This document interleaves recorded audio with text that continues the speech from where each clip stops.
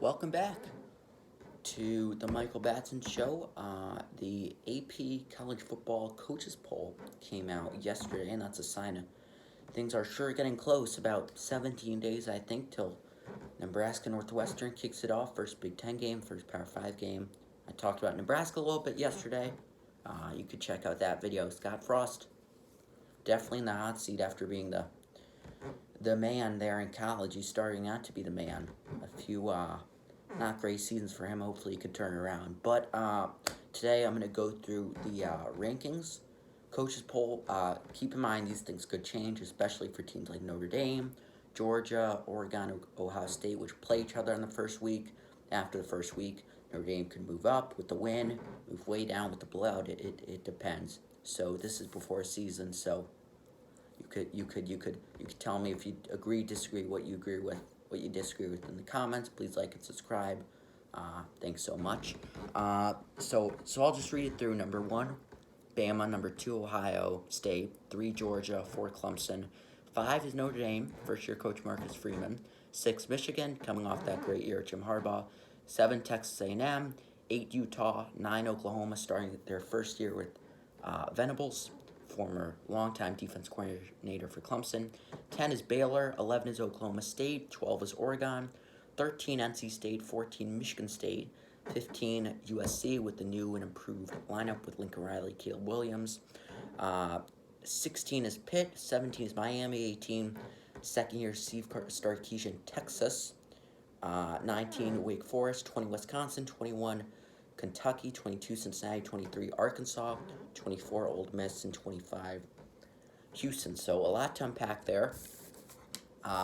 Some questions definitely right off the bat. I'll go through some of mine. Notre Dame at 5. It's a little bit high, I think. I mean, Notre Dame above Michigan. Michigan just went to college football playoff. Beat Ohio State, but it's not about Michigan. It's about Notre Dame. Notre Dame at 5. Marcus Freeman's first year. I would put him higher, but the experience at the coaching staff says it all. This is a very young coaching staff, including Marcus Freeman. It's his first year. The defense is fine. The offense has some good returning starters, especially at the running back position. QB, there's nothing to write home about, but I mean, it's a good team, but I don't know about number 5, especially number 6, especially with the new coach Marcus Freeman. And they play hard games. Well, what I like is Notre Dame challenges their guys with hard schedules. Week 1 at Ohio, first week. I mean, I think Ohio has a good chance to win the championship. I think it's them or Bama with Bryce Young and Will Anderson. So at the shoe, that's going to be a tough game. And then they play games like USC, Clemson, Stanford. So some really, really, really hard games there. So Notre Dame, maybe at 5, I don't know. I mean, their experience at coaching staff kind of concerns me. I mean, they're a good team. They have a lot of tests up above them. So watch out for Notre Dame. They could be a dangerous team, or they could blow it right at Ohio State. That's going to be a tough game to even come close to, because Ohio State's a really good team. 7, Texas A&M. Texas A&M seems like they're a little bit overhyped every year. They always seem like they have great recruits, and they always seem like 8-4. But SEC, it's a hard place to play, especially when you're playing this year. Like Texas A&M is Miami, Bama, Florida, LSU. 4 hard teams. 3 of them are on the road. They have playmakers on offense. They have Devon Cheney, running back. They have Aina Smith at wide receiver. So some skill players. Their QB is still a question. They have good defense, but not a lot of experience on defense. But they're good. They're a good team, but they have a hard schedule, and I don't know if they're 7. I mean, they don't have their QB figured out, but I mean, they have the coach, they have the defense, they have the playmakers. So it's gonna be interesting if this year is their year for Texas A&M. They start slow, so watch out for Texas A&M. I don't know about 7. I don't know much about them, but I mean, I know about Utah at 8. Cameron Rising played phenomenal in the season and all year. I mean, a very quiet 10-win season for them.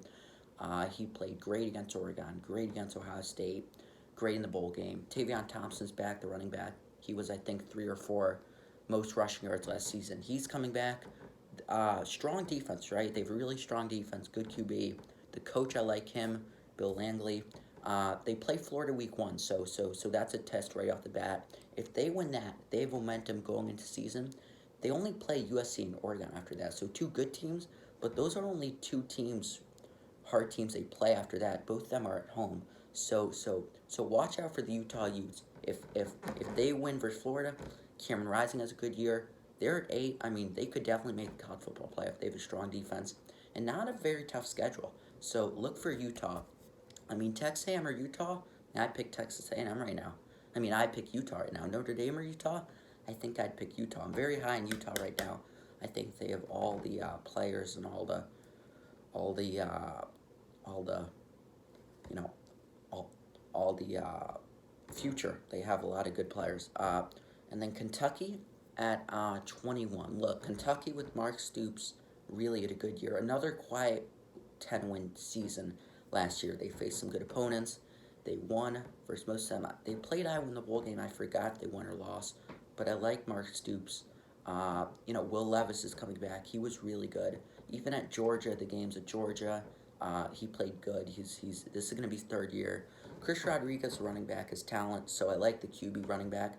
They don't have much of a wide receiver core, but they have a really good defense, especially in the secondary, and the secondary comes in handy when you're playing good SEC teams, especially Bama, Georgia, all those teams that could throw it.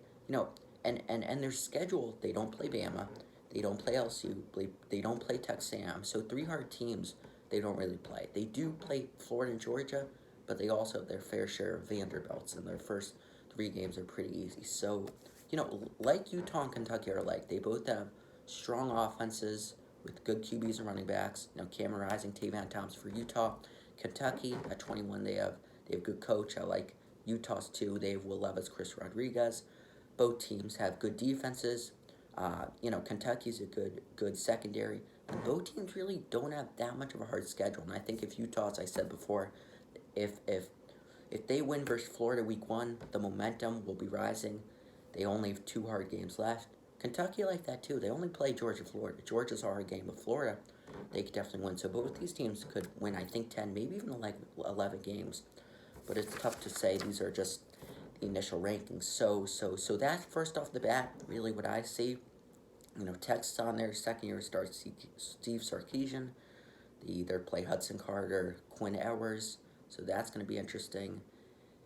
And then, Pitt without Kenny Pickett. And now USC, we'll see what they do with Lincoln Riley. So a lot of questions and not a lot of answers so far. 17 days till the first game. Lots of questions will be answered in that 10-day period with week 1. Thanks so much. Please like and subscribe, as I say it again.